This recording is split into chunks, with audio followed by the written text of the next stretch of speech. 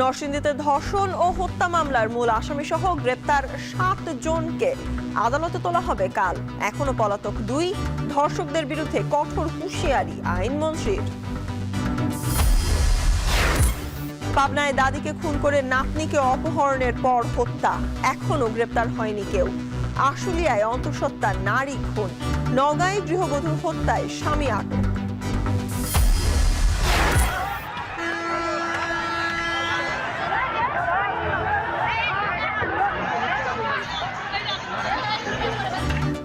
প্রায় 5 ঘন্টা পর নারায়ণগঞ্জে ঢাকা সিলেট মহাসড়কে অবরোধ প্রত্যাহার, পোশাক শ্রমিকদের পাওনা পরিশোধের আশ্বাস, কমতে শুরু করেছে যানজট।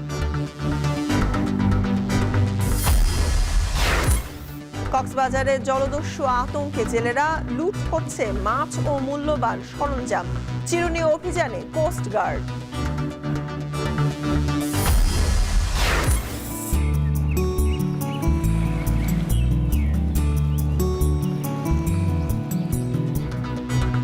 এবং শীতের জড়তা কাটিয়ে বসন্তের রঙে সেজে উঠেছে প্রকৃতি। ঝিরিঝিরি বাতাসে ফুলের সুবাস, ঋতুর পালা বদলে জলবায়ুর পরিবর্তনের প্রভাব।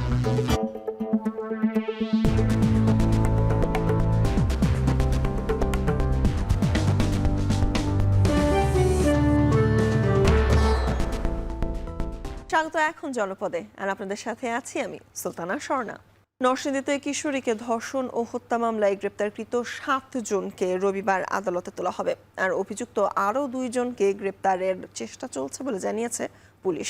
শনিবার সকালে নিজ কার্যালয়ে সংবাদ সম্মেলনে এই কথা জানান পুলিশ সুপার মোহাম্মদ আবদুল্লাহ আল ফারুক। বিস্তারিত প্রতিবেদনে।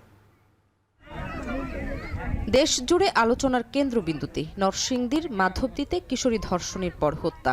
এরই মধ্যে হত্যাকাণ্ডে জড়িত 7 জনকে গ্রেপ্তার করেছে পুলিশ।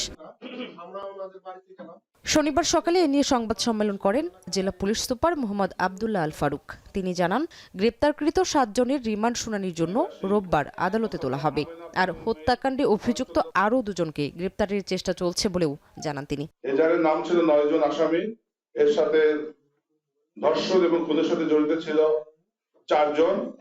এছাড়াও এই ঘটনাকে কেন্দ্র করে সালিশ বৈঠকে জড়িত ছিল আরো 5 জন। তার মধ্যে আমরা 7 জনকে গ্রেপ্তার করতে সক্ষম হয়েছি। আমরা জিজ্ঞাসাবাদ করছি, আমরা তাদেরকে রিমান্ডের প্রেয়ার দেব। আগামীকাল এটা কোর্টে রিমান্ড শুনানি হবে।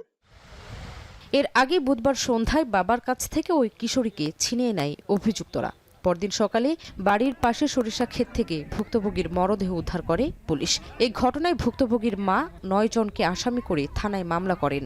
পরে শুক্রবার রাতে প্রধান অভিযুক্ত নুরাকে গাজীপুর থেকে গ্রেপ্তার করে আইনশৃঙ্খলা বাহিনী।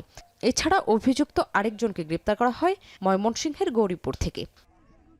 এদিকে ঘটনা ধামাচাপা ও ভুক্তভোগীর পরিবারকে গ্রাম ছাড়তে চাপ দেওয়ার অভিযোগে গ্রেপ্তারকৃত ইউনিয়ন বিএনপির সহসভাপতি আলী আহমেদ মেম্বারকে দল থেকে বহিষ্কার করেছে বিএনপি। এখন নরসিংদী। ধর্ষণকারীদের বিরুদ্ধে কঠোর ব্যবস্থা নেয়ার কথা জানিয়েছেন আইন, বিচার ও সংসদ বিষয়ক মন্ত্রী মোহাম্মদ আসাদুজ্জামান।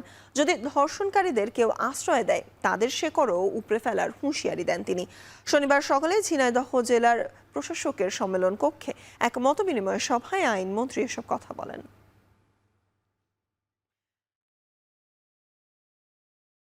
এদিকে তিনি আরো বলেন, সরকার আইনসঙ্গতভাবে ফ্যাসিস্টদের বিচার করতে বদ্ধপরিকর।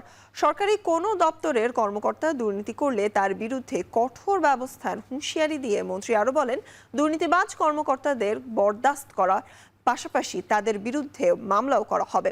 বরখাস্ত করার পাশাপাশি মামলাও করা হবে। আইনের শাসন, ন্যায় বিচার, মানবাধিকার প্রতিষ্ঠায় বর্তমান সরকার কাজ করছে বলে তিনি আরো জানান।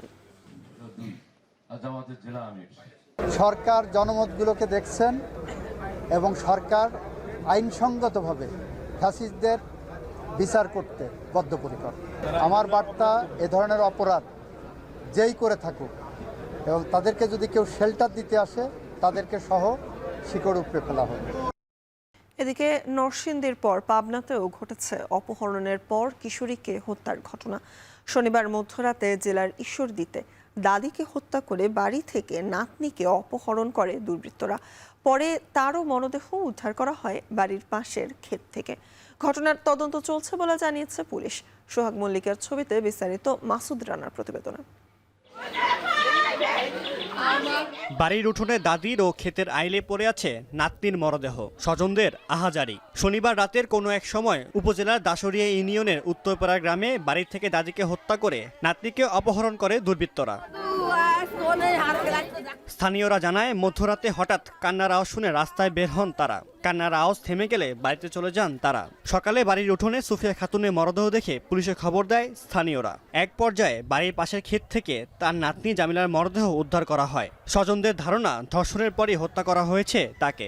মুখ চোখে আটকালিয়ে গেছে, নিয়ে টানতে টানতে আর মনে হয় আমার মামি বাড়াচ্ছে, মামিকে ওইরকম করেছে, চিনা পরিচিত হয়ে গেছে। দুইটা মাঠার, একটা গেটে পড়ে আছে, একটা মাঠের মধ্যে পড়ে আছে। বুনে মরে গেছে, আবার আর শুনি যে মাঠে বুনির লাঠি নিয়ে মারে ফালাছে রে।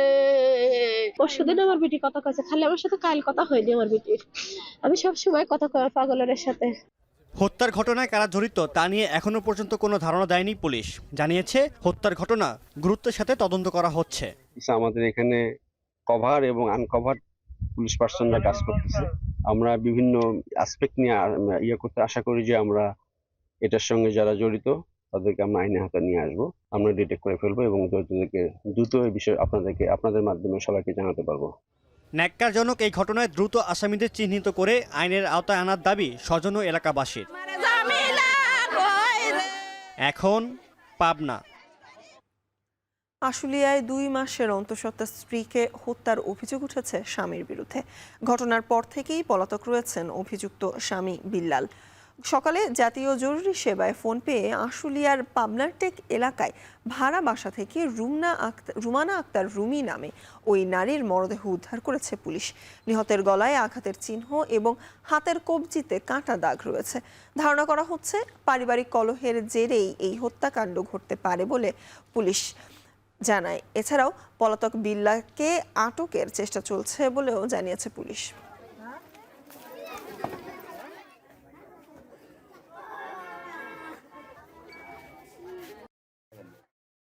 নওগাঁর পত্নীতলায় গৃহবধূর মরদেহ উদ্ধার করেছে পুলিশ। বেলা 11টার দিকে উপজেলার নজিরপুর ইউনিয়নের চৌধুরীপাড়া এলাকায় নিজ বাড়ি থেকে গৃহবধূর মরদেহ উদ্ধার করা হয়। নিহতের পরিবার জানায় দীর্ঘদিন থেকে প্রদীপ ও প্রতিমা রানীর মাঝে দাম্পত্য কলহ চলছিল। শুক্রবার রাতে লাঠি দিয়ে স্ত্রীকে আঘাত করে পালিয়ে যায় প্রদীপ। সকালে প্রতিমাকে মৃত অবস্থায় দেখতে পান প্রতিবেশীরা। খবর পেয়ে মরদেহ উদ্ধার করে পুলিশ।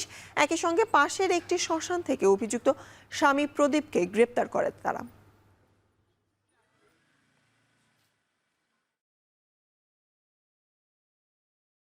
এদিকে গাজীপুরে পৃথক স্থান থেকে এক মাদ্রাসার শিক্ষার্থী ও এক অজ্ঞাত যুবকের মরদেহ আগুনে পোড়া মরদেহ উদ্ধার করেছে পুলিশ।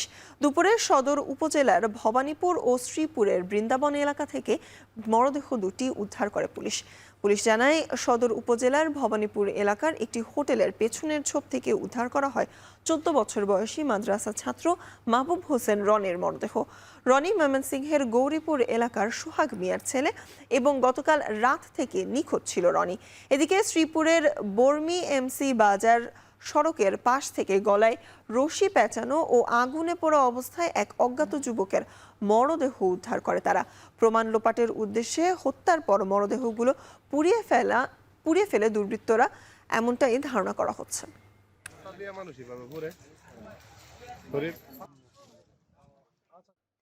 বিশাল জলরাশি যেখানে জীবিকার প্রধান উৎস, বঙ্গোপসাগরের সেই জেলেদের প্রতিনিয়ত তাড়িয়ে বেড়ায় জলদস্যু। গত কয়েকদিনে কুতুবদিয়া ও সোনাদিয়া চ্যানেলের অদূরে জলদস্যুদের হামলার শিকার হয়ে জেলে ও মাঝি মোল্লারা। এদিকে দস্যু দমনে সাগরের চিরুনি অভিযানে নেমেছে কোস্টগার্ড। মোহাম্মদ রাসেলের ছবিতে মনতোষ বেদজ্ঞের প্রতিবেদন। নীল জলরাশির বুকে মাছের খোঁজে যাদের দিনরাত কাটে সেই মৎস্যজীবীদের চোখে এখন কেবল জলদস্যু আতঙ্ক। বঙ্গোপসাগরের কুতুবদিয়া ও সোনাদিয়া চ্যানেলে কয়েকদিন ধরে চলছে জলদস্যুদের বেপরোয়া তাণ্ডব। গেল বুধবার কুতুবদিয়া দ্বীপের কাছে সাগরে অন্তত 20টি ট্রলার জলদস্যুদের ডাকাতির শিকার হয়েছে। লুট হয়েছে মাছ ও মূল্যবান সরঞ্জাম। দস্যুতার বলি হয়েছে শাহাদত নামের এক তরুণ জেলে। মাগরিবের আগে আমাদের লাম্বা জালের 2টা বোট হামলা করেছিল। 5 মিনিট পর যাইয়া জালগুলো এমনি ফালা দিছে, মাছগুলো নিয়ে নিছে।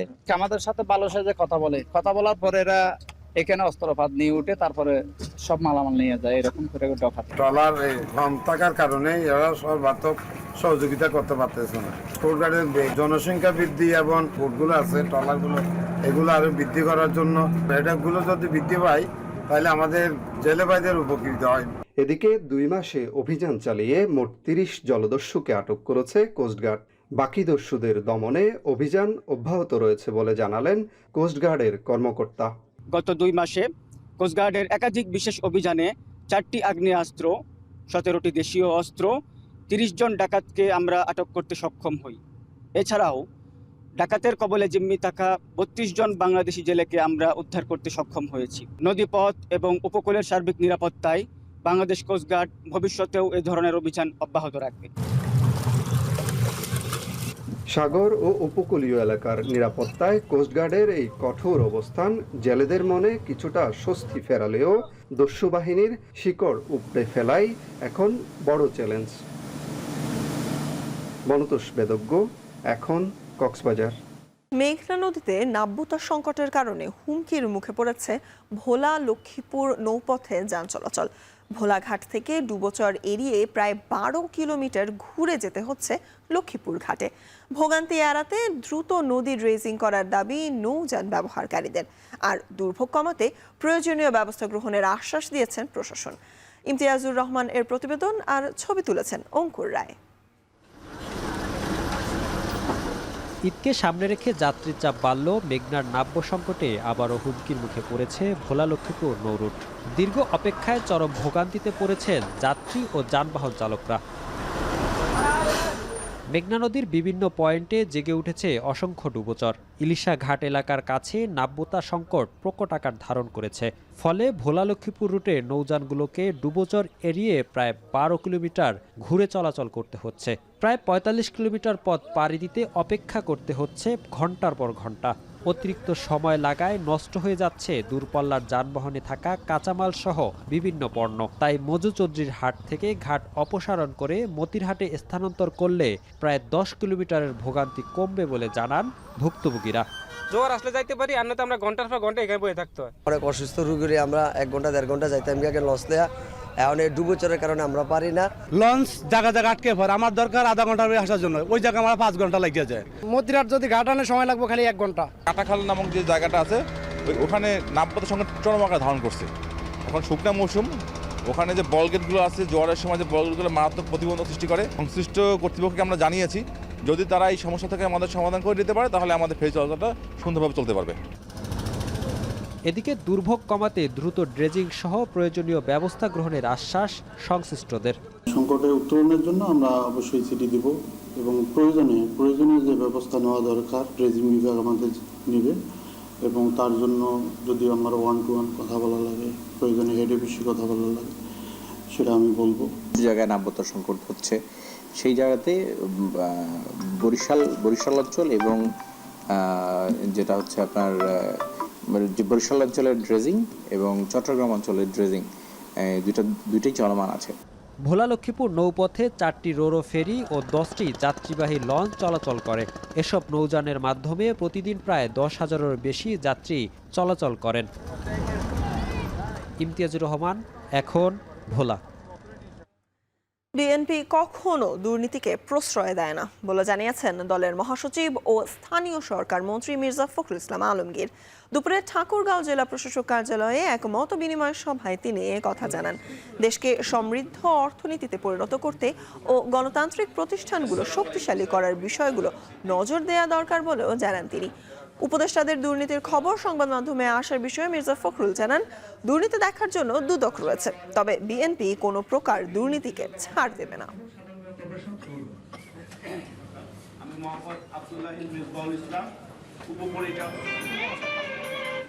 আমাদের সময় দেওয়া উচিত ভবিষ্যতের জন্য, আমরা কত দ্রুত সামনের দিকে যেতে পারবো দেশকে কি করে আপনার সত্যিকার অর্থে একটা সমৃদ্ধ অর্থনীতি পরিণত করতে পারবো, গণতান্ত্রিক প্রতিষ্ঠানগুলোকে শক্তিশালী করতে পারবো, সেই বিষয়গুলো আমাদের নজর দেওয়া উচিত। আর যার যেটা কাজ, দুদকের কাজ করবে, যারা দুর্নীতি করবে তাদের দেখার জন্য দুদক আছে, তারা দেখবেন, তাই না? আমরা কখনোই দুর্নীতিকে প্রশ্রয় দেইনি, দেব না। বকেয়া বেতনের দাবিতে নারায়ণগঞ্জে ঢাকা সিলেট মহাসড়ক অবরোধ করে একটি পোশাক কারখানার শ্রমিকরা। এতে সড়কের দুই পাশে প্রায় 18 কিলোমিটার এলাকা জুড়ে যানজট সৃষ্টি হয়। এর আগে সকালে রূপগঞ্জের মৈকুলি এলাকার বি ব্রাদার্স কোম্পানি লিমিটেড পোশাক কারখানায় শ্রমিকরা বকেয়া বেতনের দাবিতে সড়ক অবরোধ করে। এর ফলে বন্ধ হয়ে যায় দুই পাশের যান চলাচল, সৃষ্টি হয় 18 কিলোমিটারের দীর্ঘ যানজট। এতে ভোগান্তিতে পড়েন সাধারণ মানুষ। এক পর্যায়ে শ্রমিকদের সাথে পুলিশের সংঘর্ষ বাধে, আহত হন অন্তত 20 শ্রমিক। দুপুরের পর স্থানীয় জনপ্রতিনিধি ও আইন শৃঙ্খলা বাহিনীর আশ্বাসে শ্রমিকরা সড়ক অবরোধ প্রত্যাহার করেন।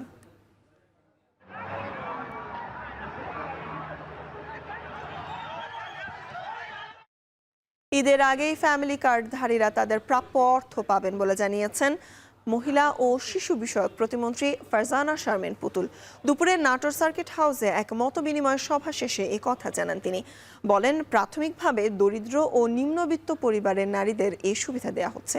10 মার্চ দেশের 14টি উপজেলায় ফ্যামিলি কার্ডের উদ্বোধন করবেন প্রধানমন্ত্রী তারেক রহমান। তবে প্রাথমিকভাবে পাইলট প্রকল্পের আওতায় আগামী 4 মাস কার্ডের টাকা পাবেন উপকারভোগীরা।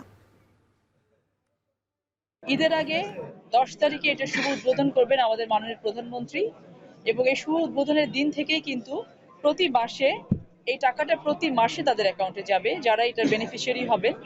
প্রথম মাসে 10,000, তারপরে মাসে আরো 10,000, তারপরে মাসে আরো 10,000, এরকম করে 4 মাসের আমরা একটা প্রজেক্ট এর মধ্যে নিয়েছি যে ঈদের আগে পাইলট বেসিসে আমরা 14টি ইউনিটে এই প্রজেক্ট শুরু করছি।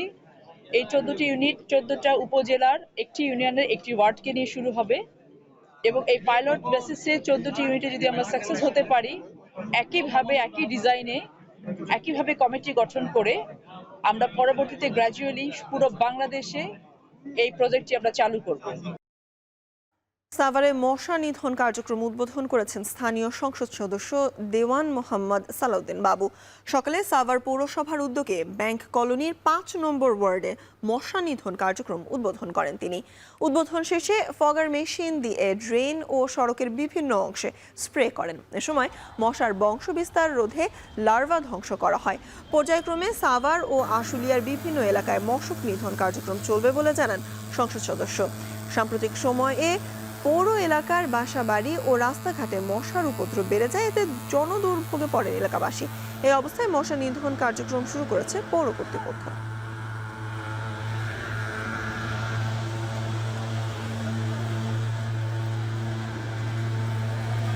এই কার্যক্রম অলরেডি শুরু হয়ে গেছে। পৌরসভা হয় কি, পৌরসভাকে এটা দেওয়া হয়, যারা কিনে তাদের এটা দায়িত্ব, তারা ঠিকঠাক কিনেছে কিনা। এগুলো অনেক কিছু আছে। আমি মনে করি নতুন সরকারের কাছে জনগণের প্রত্যাশা বেশি, তারা এগুলো মনিটরিং করবে। আমার মনে হয় না যে তারা এই ক্ষেত্রে কোনো ভুল করবে। আমি আশাবাদী যে এগুলা হয়তো আগে এই মেডিসিন হয়তো আগে কিনা হয়েছে, এখন যেগুলা দেওয়া হবে আমার মনে হয় সেগুলোর মধ্যে কোনো অন্যরকম কোনো ব্যাপার থাকবে, এটা আমি বিশ্বাস করি না। আমি আশাবাদী যে এখন যে সমস্যাটা আছে এটা হয়তো আর কয়েকদিন পরে হয়তো থাকবে না। জামালপুরে সরিষা চাষে হাসি ফুটেছে কৃষকের মুখে।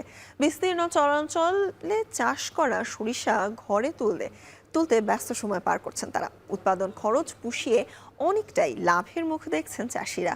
সরিষা উৎপাদন আরও বাড়ানো গেলে সয়াবিন তেলের আমদানি নির্ভরতা কমবে বলে মনে করছে কৃষি বিভাগ। জুয়েল রানার তথ্য ও ছবি নিয়ে বিস্তারিত প্রতিবেদনে। জামালপুরের যমুনা ব্রহ্মপুত্র সহ বিস্তীর্ণ চরাঞ্চল জুড়ে সরিষার আবাদ। পরিণত ফলনে ভরে উঠেছে ক্ষেত।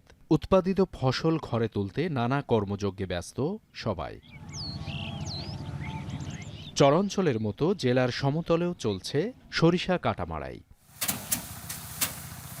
প্রায় প্রতিটি মাঠে এখন একই দৃশ্য। পুরুষের পাশাপাশি সমানতালে কাজ করছেন নারী শ্রমিকরাও। চাষিরা বলছেন, আবহাওয়া অনুকূলে থাকায় বেড়েছে উৎপাদন, পাশাপাশি রোগবালাই কম হওয়ায় কমেছে উৎপাদন খরচও। একর প্রতি 10 থেকে 11,000 টাকা খরচ হয়েছে। আর একরে সরিষা পাইছি 12 মন। এখন হুইরের বাজার ইনশাল্লাহ ভালো, 3000 থেকে 3200 টাকা বাজার। যদি সার্ভিস সরকার একটু দাম কমায় দিত বা আগের তুলনায় 2 বছর আগের যে দামটা আসলে এই দামটা করে দিত, তাহলে কৃষকের মোটামুটি পোষায়। উৎপাদিত ফসল বিক্রির জন্য হাটবাজারে বেড়েছে সরবরাহ, জমে উঠেছে বেচা বিক্রিও। সাধারণ ক্রেতাদের পাশাপাশি তেল উৎপাদনকারী প্রতিষ্ঠানগুলোও কিনছে সরিষা। বর্তমান বাজারে প্রকারভেদে প্রতিমণ সরিষা বিক্রি হচ্ছে 2800 থেকে 3200 টাকা পর্যন্ত। সরিষার প্রকারভেদে 2800 থেকে 3000, 3100 টাকা পর্যন্ত বাজার যাইতেছে। আমাদের জলকার রেটটা জলকার একটু বাড়ায় দিত, তাহলে হয়তো বা আমাদের কৃষকের জন্য উপকার হতো, ভালো হতো। উৎপাদন লক্ষ্যমাত্রা পূরণ হলে জেলায় প্রায় 60,000 টন সরিষা থেকে 450 কোটি টাকার বাণিজ্য হবে বলে মনে করছেন কৃষি বিভাগের কর্মকর্তারা। এবারে গড় ফলন পাচ্ছি 1.37 মেট্রিক টন পার হেক্টর, ফলন খুবই ভালো। আগামী 1 সপ্তাহের মধ্যে আমাদের সবগুলি সরিষাই উত্তোলন হবে। চলতি বছর জামালপুরে 40,982 হেক্টর জমিতে সরিষার আবাদ হয়েছে। এখন জামালপুর। শীতের জীর্ণতা কাটিয়ে নতুন রূপে সেজেছে বসন্তের প্রকৃতি।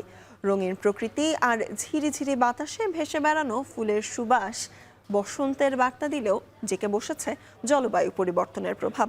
তাই পরিবেশ রক্ষায় সচেতনতার আহ্বান প্রকৃতিপ্রেমীদের। সাইফুল সাগরের ছবিতে রাজীব সেলিমের প্রতিবেদন।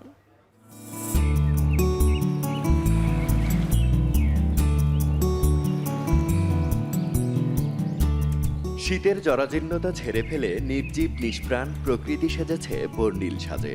গাছে গাছে ছেয়ে গেছে সবুজ কচি পাতা, চলছে শিমুল পলাশ সহ নানা ফুলের রঙের উৎসব। প্রকৃতিতে বসন্ত এসেছে। ষড়ঋতুর প্রকৃতিতে প্রতিটি ঋতুতেই থাকে ভিন্ন ভিন্ন চমক।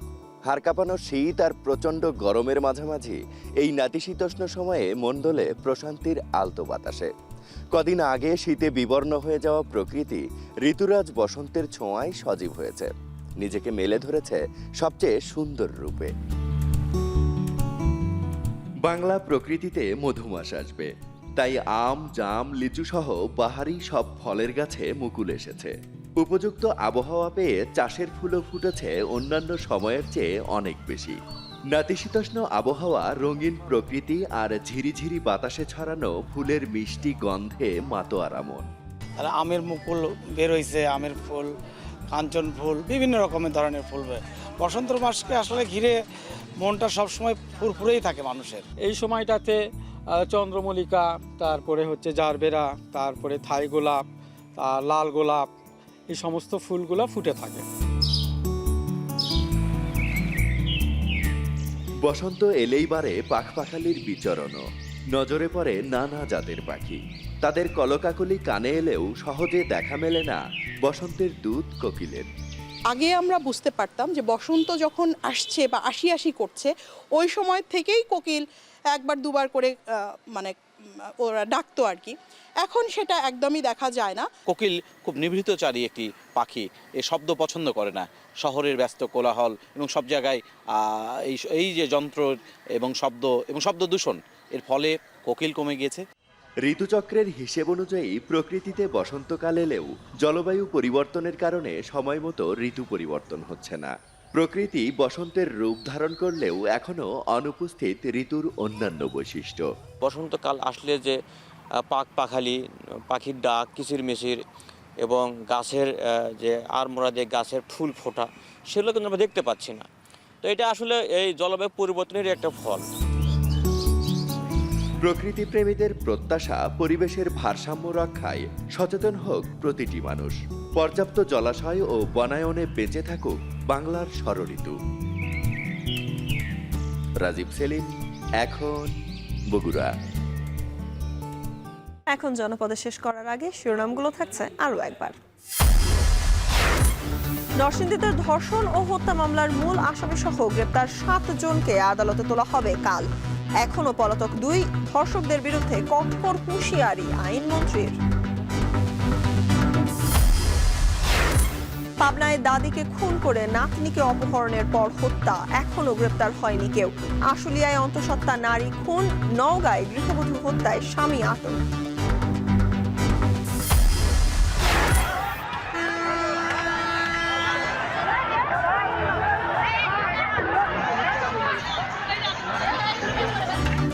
প্রায় 5 ঘন্টা পর নারায়ণগঞ্জে ঢাকা সিলেট মহাসড়কে অবরোধ প্রত্যাহার। পোশাক শ্রমিকদের পাওনা পরিশোধের আশ্বাস, কমতে শুরু করেছে যানজট।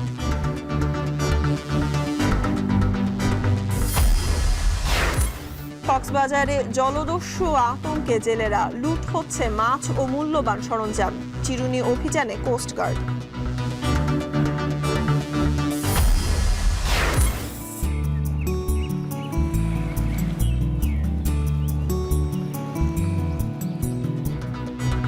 শীতের জড়তা কাটিয়ে বসন্তের রঙে সেজে উঠেছে প্রকৃতি। ঝিরিঝিরি বাতাসে ফুলের সুবাস, ঋতুর পালা বদলে জলবায়ু পরিবর্তনের প্রভাব। আর এই ছিল এখন জনপদে। এখন টেলিভিশন দেখতে ওয়েবসাইটে ভিজিট করুন www.ekhon.tv। এছাড়া ফেসবুকে দেখতে ভিজিট করতে পারেন facebook.com/tv.ekhon। এছাড়া ইউটিউবে দেখতে লগ ইন করতে পারেন youtube.com/c/ekhon tv।